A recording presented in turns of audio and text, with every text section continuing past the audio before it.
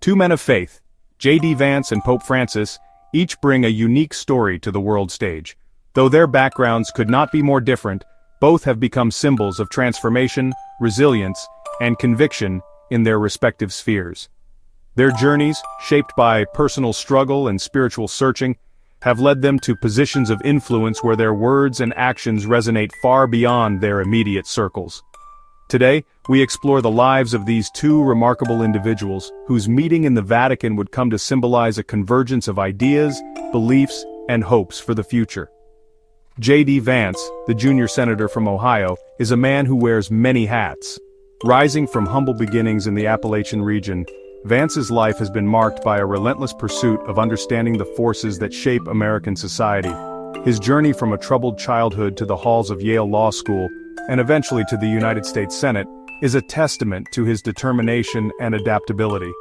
As a public servant, he has become known for his willingness to challenge the status quo and speak candidly about the issues facing working-class Americans.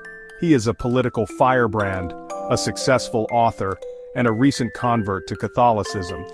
Vance first gained national attention with his memoir, Hillbilly Elegy, which offered a raw and honest look at the struggles of rural America. The book not only catapulted him into the national spotlight, but also sparked conversations about class, culture, and opportunity in the United States. His writing, combined with his political career, has made him a prominent voice in debates about faith, family, and the American dream. Pope Francis, the leader of the Catholic Church, is a figure of immense global influence, known for his humility, his commitment to social justice, and his focus on the plight of the marginalized. Since his election as Pope, Francis has sought to shift the Church's focus toward compassion, mercy, and outreach to those on the peripheries of society. His papacy has been defined by a willingness to confront difficult issues, from poverty and inequality to climate change and the refugee crisis, always emphasizing the dignity of every human being. His actions and words have inspired millions, challenging both the faithful and the world at large to reconsider what it means to live a life of service and compassion.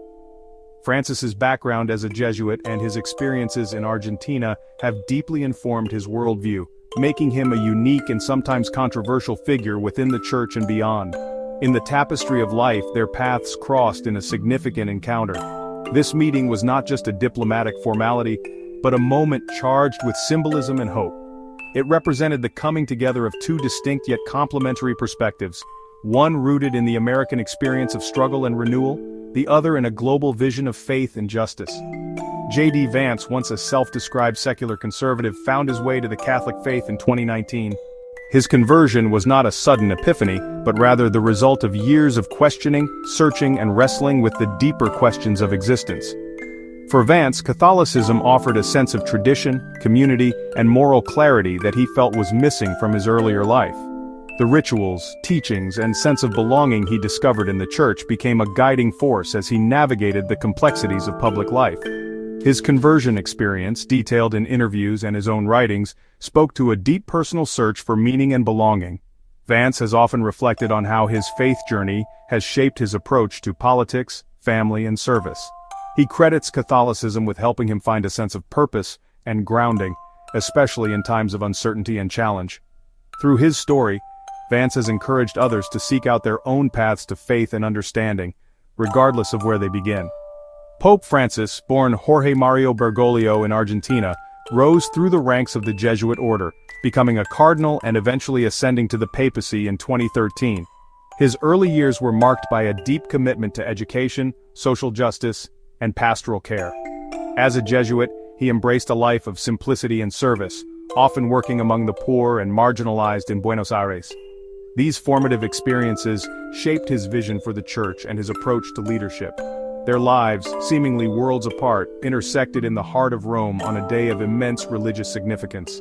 The Vatican, with its centuries-old traditions and global reach, provided the perfect backdrop for a meeting that would capture the attention of people around the world. For both men, this encounter was an opportunity to share perspectives, discuss challenges, and reflect on the role of faith in a rapidly changing world. Easter Sunday, 2025, marked not only the celebration of Christ's resurrection but also a poignant encounter between two men of faith at a pivotal moment in history. The day was filled with ceremony, reflection, and a sense of renewal that resonated with millions of believers. For Vance, it was a chance to witness the universal church in all its diversity and grandeur. For Pope Francis, it was another opportunity to reach out, to listen, and to inspire hope in a world often divided by conflict and misunderstanding. This meeting, brief yet profound, took place under the shadow of the Pope's declining health, adding a layer of gravity and significance to their exchange. In those quiet moments behind closed doors, the conversation between Vance and Francis touched on faith, leadership, and the responsibilities they both carry. It was a reminder that even in times of uncertainty, the search for meaning and connection continues to unite people across continents, generations, and beliefs. A hallowed encounter unfolded on Easter Sunday 2025, a day that shimmered with both spiritual significance and the weight of history. As the first rays of sunlight crept over the ancient rooftops of Rome, the city awoke to a sense of anticipation and reverence. The air was crisp, tinged with the scent of spring blossoms, and the cobblestone streets echoed with the footsteps of thousands making their way toward the heart of Christendom. The city, steeped in centuries of history and faith, pulsed with the energy of the holiest day on the Christian calendar.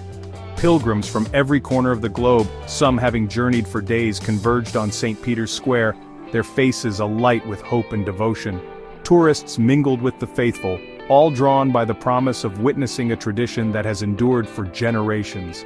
The sound of choirs singing hymns filled the air, mingling with the peal of church bells that rang out across the city. Children clutched Easter lilies, their laughter a gentle counterpoint to the solemnity of the occasion. Amidst the throngs of pilgrims and tourists, J.D. Vance, accompanied by his family, found himself in the presence of Pope Francis. For Vance, a recent convert to Catholicism, this was more than a political or diplomatic event. It was a deeply personal pilgrimage, a moment of spiritual affirmation. The meeting, arranged through a network of connections that spanned continents and ideologies, was brief but meaningful. In the hushed grandeur of the Vatican, the senator and the pontiff exchanged words that, though private, seemed to carry the weight of both their journeys. Vance, a newly minted Catholic, approached the pontiff with a mix of reverence and awe. The gravity of the moment was not lost on him. Here he stood, face to face with the spiritual leader of over 1 billion Catholics worldwide, a man whose teachings had shaped his own recent conversion. Pope Francis, despite his frail health, greeted the senator with a warm smile and a gentle handshake. His eyes, kind yet piercing, seemed to convey both the burdens and the joys of his papacy. Even in his advanced age, the Pope radiated a quiet strength and compassion that left a lasting impression on all who met him. Vatican officials and guards stood respectfully nearby, bearing silent witness to the encounter. The sense of ceremony was palpable, yet there was an intimacy to the moment that transcended protocol. The details of their conversation remained private, but the significance of the encounter was not lost on those who witnessed it. Whispers rippled through the crowd as onlookers tried to catch a glimpse of the exchange, aware that they were witnessing a rare intersection of faith and politics. Here was the leader of the Catholic Church, a man who had dedicated his life to serving the poor and marginalized, whose papacy had been defined by a call for compassion, humility, and social justice. His presence was a reminder of the Church's enduring mission to uplift the downtrodden and to bridge divides. Meeting with a rising star in American politics, a man who had spoken out against illegal immigration and advocated for a more restrictive approach to border security, the Pope's message of mercy and inclusion stood in contrast to the senator's more hardline stances. Yet, in this moment, both men seemed to set aside their differences, united by a shared faith and a desire to seek understanding. Their exchange, however fleeting, seemed to embody the complex and often paradoxical nature of faith in the modern world. It was a reminder that the intersection of religion and politics is rarely simple, and that moments of true dialogue require humility, openness, and a willingness to listen. After the meeting, Vance and his family lingered in the basilica, lighting candles and offering prayers. The experience left them visibly moved, a testament to the power of faith to inspire reflection and transformation. It was a moment where political differences and theological nuances faded into the background, replaced by a shared humanity and a recognition of their common ground as fellow Christians. On this Easter Sunday, in the heart of Rome, the spirit of renewal and reconciliation was palpable, a reminder that even in a world divided by ideology, faith can still bring people together in hope. The fragility of life was evident as the shadow of Pope Francis's declining health loomed large over the Easter celebrations. The pontiff, who had celebrated his 88th birthday in December, had been in and out of the hospital in recent months. His once sprightly step was now slow and labored, and his voice, once strong and resonant, was often reduced to a whisper. Despite his physical frailty, Pope Francis's spirit remained undimmed. He continued to carry out his duties with remarkable resilience, delivering his weekly Angelus address, meeting with world leaders, and advocating for peace and justice on the global stage. His determination to serve, even as his body faltered, touched a chord with people around the world. It was a testament to his unwavering faith and his deep commitment to his role as shepherd of the Catholic Church. Vance himself acknowledged the Pope's frail health in a later interview, remarking on the pontiff's obvious fatigue but also on the strength of his spirit. The encounter, Vance said, left him with a sense of gratitude for the opportunity to meet such a transformative figure, especially knowing the Pope's time on earth was likely drawing to a close.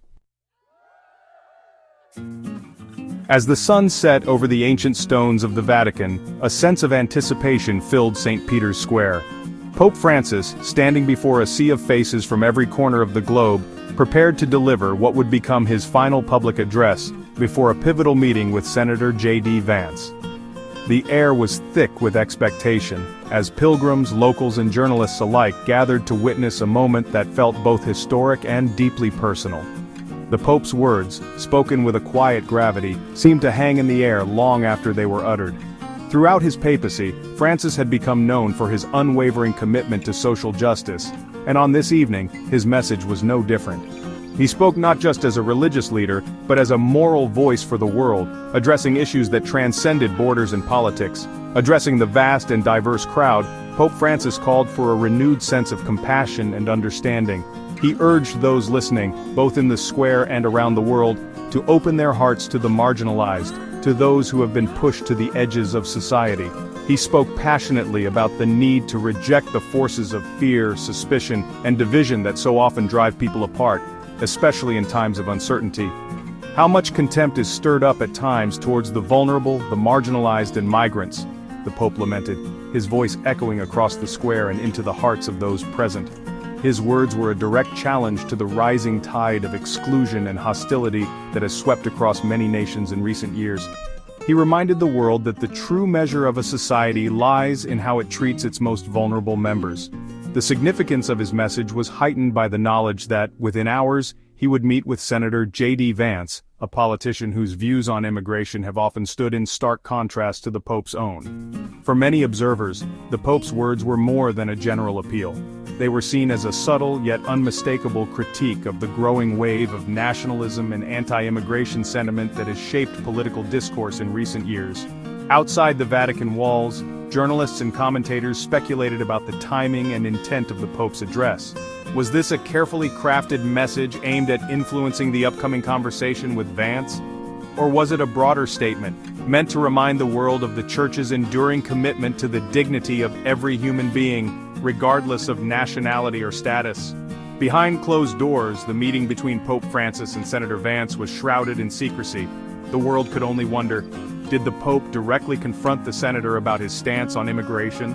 Did he urge him to reconsider the rhetoric and policies that have fueled division and fear? Or did their conversation take a different, perhaps more personal turn? The questions lingered in the minds of many. Would the Pope's heartfelt plea for compassion and unity find resonance in the halls of political power? Or would it be met with polite acknowledgement and little more? The gravity of the moment was not lost on those who understood the stakes, not just for the Church but for the millions whose lives are shaped by the policies and attitudes of leaders like Vance. In the end, the details of their private exchange remained a mystery. Yet, the juxtaposition of the Pope's public words and his meeting with Vance served as a powerful reminder of the complex, often fraught relationship between faith and politics. On the issue of immigration, this relationship is especially charged, where moral imperatives meet political realities, and where the echoes of a single speech can reverberate far beyond the walls of the Vatican.